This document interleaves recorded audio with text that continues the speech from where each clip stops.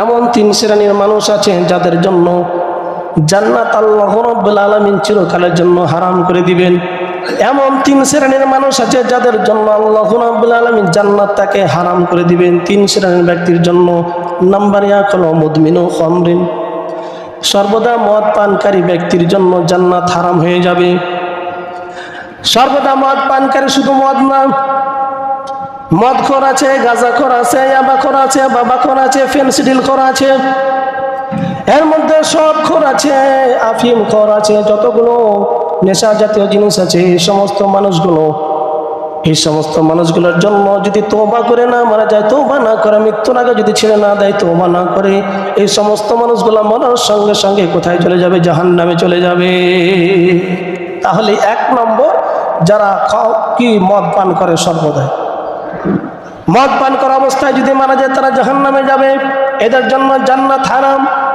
এই জন্য আজকে দেখেন বাংলাদেশের ভিতরে, যুবকদের ভিতরে, আমার বন্ধুগণ, আমার ভাইরা, যুবকরা নাই নেশাগ্রস্ত। আজকে স্কুল কলেজ ভার্সিটি বলেন, সব জায়গাতে নেশা যাতে ঢুকে গেছে, যুবকরা নষ্ট হয়ে যাচ্ছে, শেষ হয়ে যাচ্ছে। আমার বাংলাদেশের সোনার যুবকরা গ্রামে গ্রামে, পাড়ায় পাড়ায়, বাড়িতে বাড়িতে দেখবেন একটা করে নেশাখোর।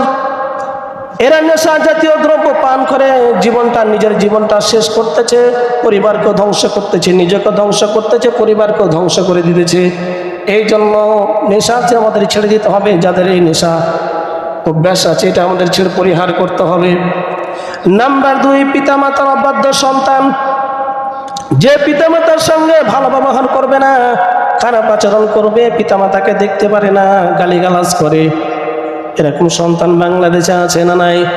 এইরকম সন্তানদের জন্য জান্নাত হারাম হয়ে যাবে যতক্ষণ পর্যন্ত না পিতামাতা তাদেরকে ক্ষমা করে দিবে।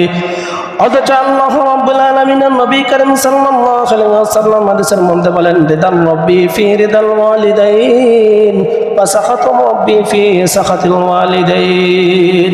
আল্লাহ রাব্বুল আলামিনের পিতামাতার সন্তুষ্টির মধ্যে আল্লাহ রাব্বুল আলামিনের সন্তুষ্টি, আর পিতামাতার অসন্তুষ্টির মধ্যে আল্লাহ রাব্বুল আলামিনের অসন্তুষ্টি। এই জন্য পিতামাতাকে যদি আপনি সন্তুষ্ট করতে পারেন, ভালোবাসতে পারেন, আল্লাহ রাব্বুল আলামিন সন্তুষ্ট হয়ে যাবে।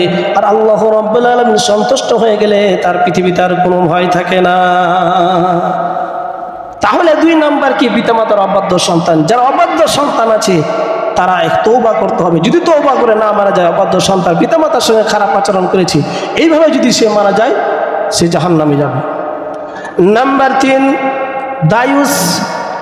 দায়ুসকে, যে ব্যক্তি তার স্ত্রী সন্তানদের বেহায়াপনা, অশ্লীলতার সুযোগ করে দেয়, দায়ুস বলা হয়। যে ব্যক্তি তার পরিবারের স্ত্রী সন্তানদেরকে পর্দার করার কি করে না, হুকুম করে না, পর্দা করতে আদেশ দেয় না, পর্দা করতে বলে না, বলে যে যাই হবে, ইচ্ছা সে হবে, চলো।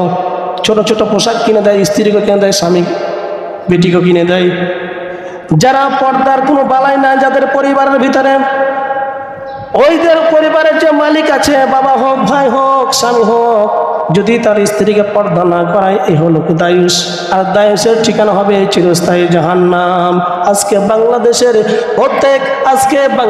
প্রত্যেক জায়গায় জায়গায় দেখবেন যে প্রত্যেক গ্রামে গ্রামে, প্রত্যেক পাড়ায় পাড়ায় এরকম উলঙ্গ বেহায়াপনা আছে না? জোরে বলেন, আছে না নাই? এই জন্য যারা দায়ুস হবে, যে স্ত্রী মেয়েদেরকে পর্দা করতে বলবে না। পর্দা যেমন নামাজ পড়া ফরজ, পর্দা করা ফরজ। নামাজ পড়া যেমন ফরজ, পর্দা করা তেমন ফরজ। এখন নামাজ পড়লাম কিন্তু পর্দা করলাম না, এটা হলো না।